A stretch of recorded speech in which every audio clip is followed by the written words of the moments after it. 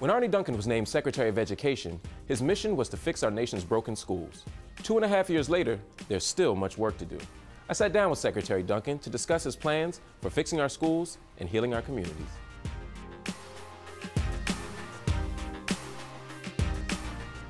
Secretary Duncan, thank you for spending some time with us. Thanks for the opportunity. Now, you've been in office or in this position for nearly 2.5 years. When you came in, you had a very grand vision for what you were going to do for urban schools and really for schools around the nation. How do you think it's developed so far? We have a long way to go, but honestly, I've been amazed by the level of progress. And as you know, I just feel this huge sense of urgency. There are far too many children in the country today who aren't getting the education they desperately need and deserve. So we have to get better faster than ever before.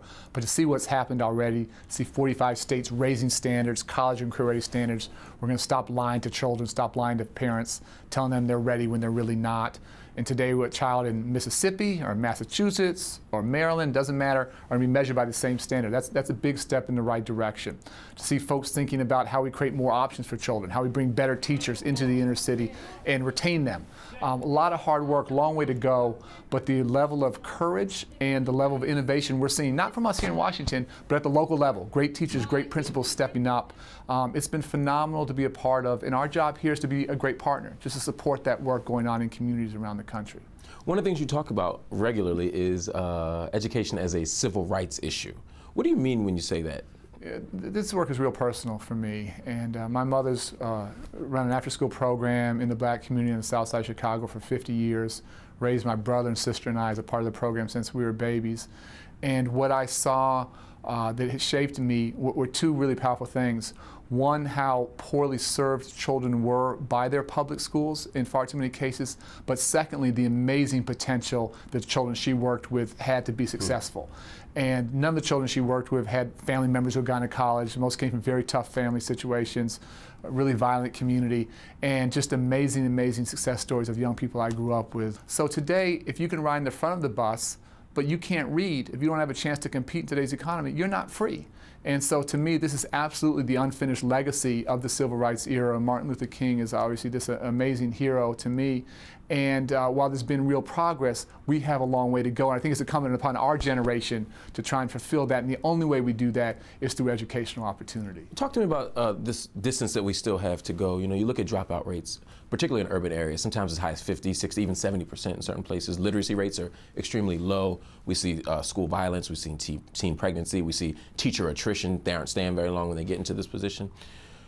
It's still sort of a mess, right? We got a long way to go, and let's start on the dropout rate. You and I know that if a student drops out today, they're basically condemned to poverty and social failure. There are no good jobs out there, none in the legal economy for a high school dropout. And it's got to be some form of higher education, 4-year universities, 2-year community colleges, trade, technical, vocational training. That's got to be the goal, the aspiration for every single young person. And if that's not happening, then we as educators, we have to look in the mirror and say, what can we do differently to help that young person be successful? We have to challenge students to work hard. It's their job to get a good education. We got to challenge parents to step up and be part of the solution. Teachers can't do this alone, but if we're perpetuating those dropout factories, we're not just condemning those children to poverty, we're hurting those entire communities. One thing that seems to be the norm right now is a conversation about teachers, teacher quality, teacher attitudes, even teacher unions. I mean, there seems to be a national public conversation about whether teachers are doing the right thing and whether we're doing the right thing by teachers. How do you get tough on teachers? What's the mechanism for getting tough on teachers? I don't even think the goal is to get tough on teachers. I think a lot of things haven't happened for teachers that we're trying to turn around. First of all, teachers don't get the support that they need to be successful. Teaching is tough, tough work, as you know better than anyone else. It's not for the faint of heart. And we lose far too many young teachers, far too many of our good young teachers, because we don't adequately support them.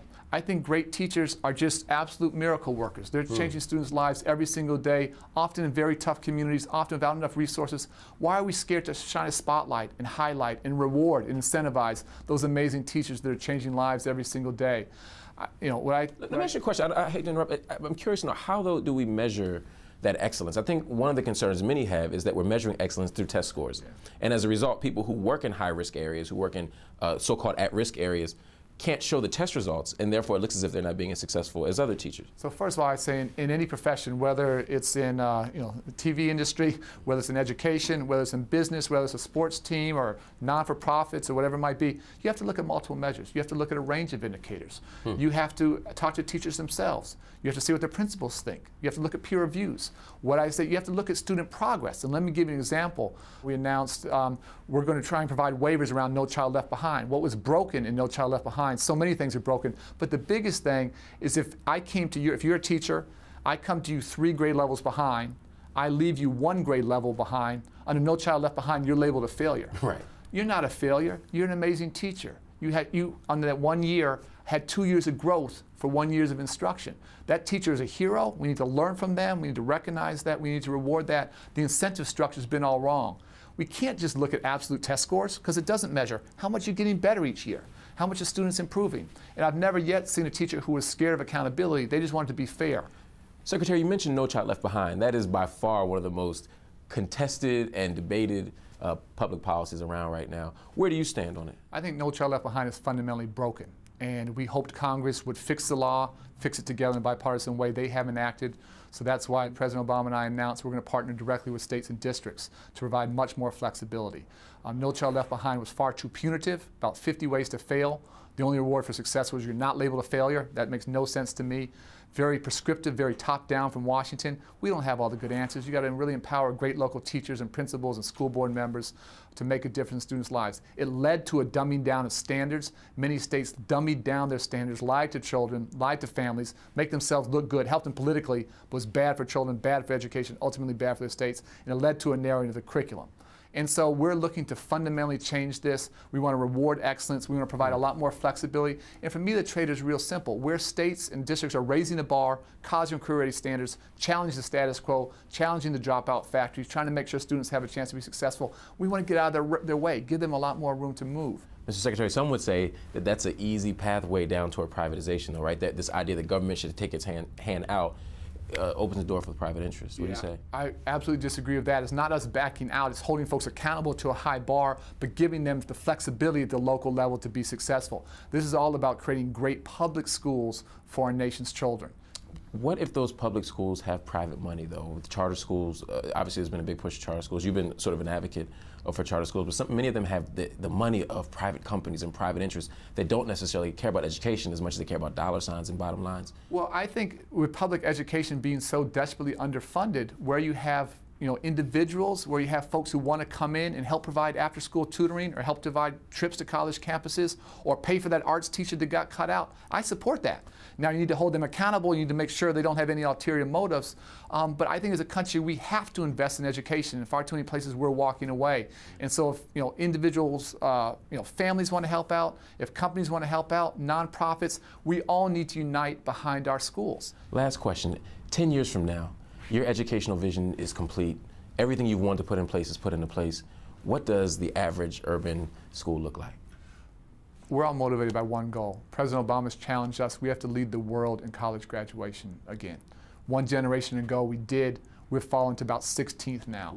What I want is for every single young person not to just graduate from high school. That's a starting point. That ain't an ending point. Graduate from high school, college, and career ready. And if we can, again, lead the world in college graduation, we're going to have strong communities. We're going to keep jobs in our communities. We're going to have a strong country. Mr. Secretary, thank you so much for spending some time with us. Thanks for the opportunity. Really appreciate it. We'll be right back. Both Barack Obama and Arne Duncan say education is a civil rights issue of this generation. If it's a civil rights issue, why are they creating competition for resources that are essential for all of our children?